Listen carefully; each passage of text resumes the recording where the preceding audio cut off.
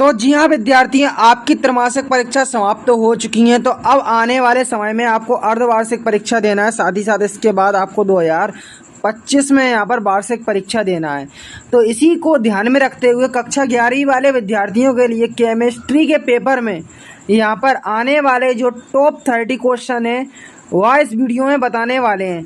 तो विद्यार्थियों, अगर आप एक पल को तैयारी कर रहे हैं, तैयारी के साथ इन क्वेश्चनों के उत्तरों को याद कर लेंगे ना, तो निश्चित ही मैं इस बात की गारंटी ले रहा हूँ कि ओटी को छोड़ के जितने अंक के क्वेश्चन आंसर आपकी पेपर में या परीक्षा में पूछे जाते हैं वह यहाँ पर इस वीडियो के माध्यम से उसके उतने अंक कवर यहाँ पर होने वाले हैं। तो जी हाँ विद्यार्थियों, वीडियो को शुरू से लेकर आखिर तक देखें, क्योंकि यहाँ पर आज का यह वीडियो है आपका यहाँ पर सिर्फ 10 मिनट का है, यह आपके बहुत ही काम आने वाला है। तो देखो विद्यार्थियों, क्वेश्चन में आपको स्टेप बाय स्टेप पूरे दिखाता हूँ।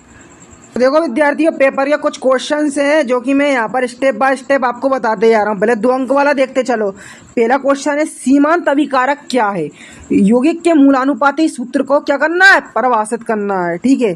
नेक्स्ट है थर्ड वाला क्वेश्चन की विलयन की मोलरता पर ताप का क्या प्रभाव पड़ता है और क्यों? आपको इसका रीजन बताना है। ठीक है। अगला क्वेश्चन देख लो 4th नंबर का कि परमाणु द्रव्यमान की मानक इकाई क्या है? अब देखो ये क्वेश्चन हमेशा रिपीटेड हुए कि मोल संकल्पना क्या है। ठीक है। इससे क्वेश्चन ओटीवी आती है। अब देखो आब्बा का नियम याद करना है, ये 100% आता है। ठीक है। और n+ नियम का उदाहरण के साथ आपको समझाना था। n का नियम देख लो, n का नियम और n+1 का नियम 100% रखे मिलेंगे। देखना विद्यार्थियों, आगे बढ़ चलते हैं। तो देखो क्वांटीकरण क्या है? क्वांटीकरण क्या है इसको याद कर लेना। ठीक है। अब प्रकाश विद्युत प्रभाव क्या है? ये 100% आता है ऐसे क्वेश्चन। ठीक है। अब परिरक्षण प्रभाव क्या है? इसे प्यार से मेसोमेरिक प्रभाव भी बोलते हैं। किसको? परिरक्षण प्रभाव को। ठीक है।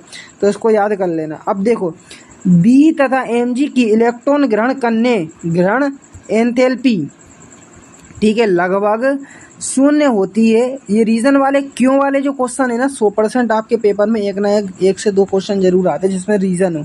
तो इसमें ये क्वेश्चन काफ़ी इंपॉर्टेंट है। अब देखो एन की आयनन की एंथैल्पी 0 से ज़्यादा होती है, क्यों? इसका कारण बताना। अब देखो कार्बोकेटायन की संरचना आपको समझाना है। ज्यामितीय समवायवता का आपको कारण लिखना है। ठीक है। अब देखो 2 अंक वाले खत्म हो गए, 3 अंक वाले अपने स्टार्ट हो चुके हैं। तो देखो एक ही वर्ग में उपस्थित तत्वों के भौतिक और रासायनिक गुणधर्म समान होते हैं, क्यों? ठीक है।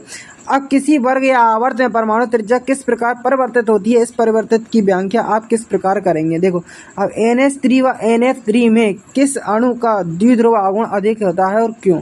देखो निम्नलिखित अणुओं की सिग्मा और अथवा पाई बंध की कुल संख्या कितनी होगी? तो C2H2 और CH4। ठीक है।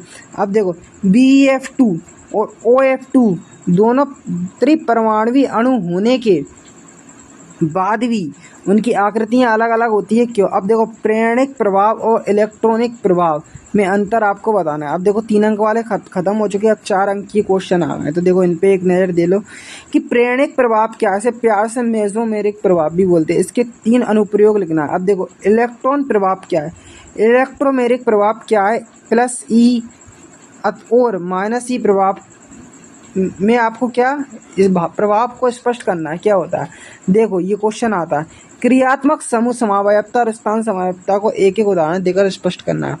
अब देखो इलेक्ट्रॉन स्नेही और नाभिक स्नेही क्या होते हैं, उदाहरण सहित आपको समझाना है। नेक्स्ट डे आगे चलते हैं। तो अब देखो 5 अंक की क्वेश्चन भी कभी कभी देखो आते नहीं है, वैसे ये 4 अंक में ही देखो देखने को मिलेंगे 4 अंक के लिए। देखो तो देखो 4 अंक में एक है हुंड की बहुलता का नियम और पाउली का वर्जन का नियम, इसे याद कर लेना। हाइजेनबर्ग का अनिश्चितता का सिद्धांत विद्यार्थी 100% पेपर में रखा मिलता है, इसे तो रट मारो हाइजेनबर्ग। ठीक है। अब पदार्थ की द्वैत प्रकृति क्या है, इससे संबंधित डी ब्रोगली समीकरण लिखना है। तो देखो शुरुआती कुछ चैप्टर थे, उससे मैंने इंपॉर्टेंट क्वेश्चन आपको बता दिए। ठीक है। शुरुआती चैप्टर थे, टॉप 30 क्वेश्चन थे, इनको आप तैयार कर लो। ठीक है। अब आने वाले समय में आएंगे जो चैप्टर के क्वेश्चन से जो कि इम्पोर्टेंट है वह अपन इस वीडियो अगली आने वाली वीडियो के माध्यम से कवर करवा देंगे। और चैनल पे नया तो चैनल को सब्सक्राइब कर ले। ठीक है। अब देखो विद्यार्थियों, एक चीज़ मैं आपको बता दूँ कि जो अभी आप पेपर देख रहे हैं ना, ये इंपॉर्टेंट क्वेश्चन से देख रहे हैं, इसको आप अपने मोबाइल में PDF के रूप में कैसे डाउनलोड करोगे? देखो इधर आना है, इधर सर्च करना है क्लास 11th केमिस्ट्री। ठीक है। Class 11th chemistry important question important question class 11th chemistry important question Himalaya sir.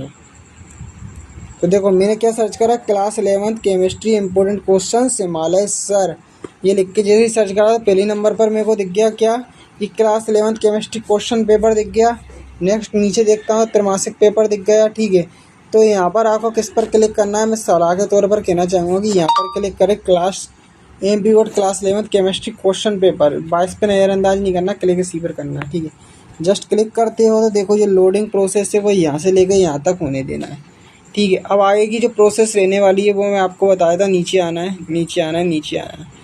देखो जैसे ही आप नीचे आओगे तो देखो फर्स्ट लिंक मिलेगी आपको क्लास 11 केमिस्ट्री के वार्षिक पेपर की PDF फाइल की, यहाँ पर क्लिक करके वह डाउनलोड कर लोगे। नेक्स्ट देखो अगली जो लिंक मिलेगी वह आपको समस्त पेपर की मिल जाएगी।